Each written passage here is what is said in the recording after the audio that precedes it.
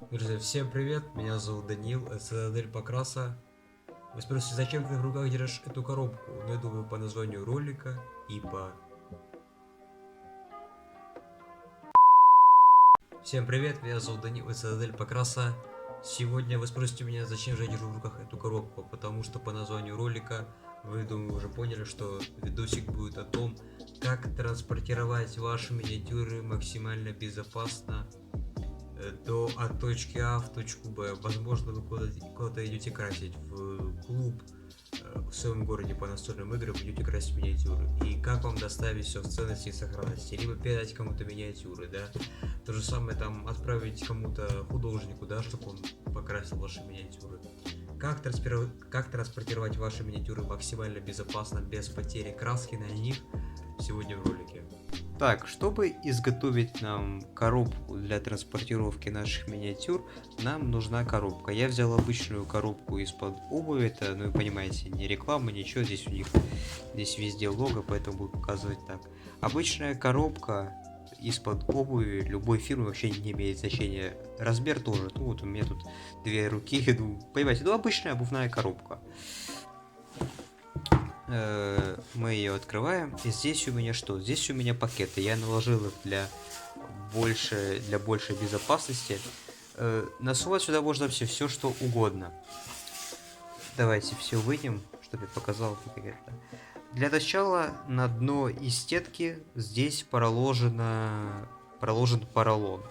Думаю, знаете, где его достать, можно купить. Можно вытащить из коробки, из-под бытовой техники, ее много где используют, поролон, поэтому поролон, думаю, найти не составит большой проблемы. Поролон также для еще большей безопасности здесь у нас пакеты, ну, пупырчатая пленка, сюда мы кладем миниатюру, давайте даже на конкретном примере миниатюра, кладем ее вот так вот, закрываем. И все, либо можно еще раз вот так вот, вообще, чтобы и куда-нибудь вот так вот в бок. В целом, этого будет, наверное, даже достаточно с миниатюрой, ничего не должно случиться. Но вы можете, если у вас вдруг нет поролона или еще что-то, конечно же, можно использовать только пленку. Пупырчатую пленку. Я думаю, достать ее тоже не составит вам большой проблем, потому что ее можно найти еще чаще, чем поролон. Вообще, куда угодно кладут. Сантехника, бытовая техника, ну, думаю, понимаете меня. Как мягкий материал, это у нас, конечно же, поролон, пленка, пакеты обычные, маленькие. То есть их просто много, здесь 10 штук, вот так вот накладываете, и тоже достаточно мягко и безопасно для миниатюр. Также вот здесь еще кусочек поролона у меня остался. Тут еще можно использовать вот такую штуку. Я не помню откуда она, честно, это пакет с воздухом. Сюда можно сунуть миниатюру, и я думаю, будет достаточно безопасно, потому что здесь она достаточно плотная, и ну, миниатюра там будет зафиксирована, и миниатюры не будут прикасаться друг к другу. Мне кажется, это одно из основных. Смотрите, чтобы миниатюры, да, не были прям друг к другу, а то они будут соприкасаться, и краска будет слетать, и будет не очень приятно. Или они могут просто-напросто сломаться.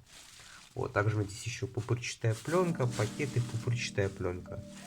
Вот. Желательно вообще при каждой транспортировке миниатюр хотя бы просто пупырчатую пленку. Коробку не обязательно, но я просто обычно ношу с собой достаточно много миниатюр, штук по 5-10, поэтому коробку я использую достаточно часто, потому что 5-10 миниатюр неудобно заворачивать просто в пленку. Поэтому я использую коробку. Смотрите, экспериментируйте, думаю, было коротко, ясно и достаточно полезно. И теперь вы знаете, как транспортировать свои миниатюры максимально безопасно и доставить из точки А в точку Б без потери как миниатюр, так и без потери деталей, без потери краски, и остаться довольны миниатюрами, чтобы они вам служили еще очень-очень много лет, стояли на вашей полочке и радовали глаз. Спасибо за просмотр, ставьте лайки, подписывайтесь на мой канал, подписывайтесь на группу ВК, на мой инстаграм. Всем пока-пока.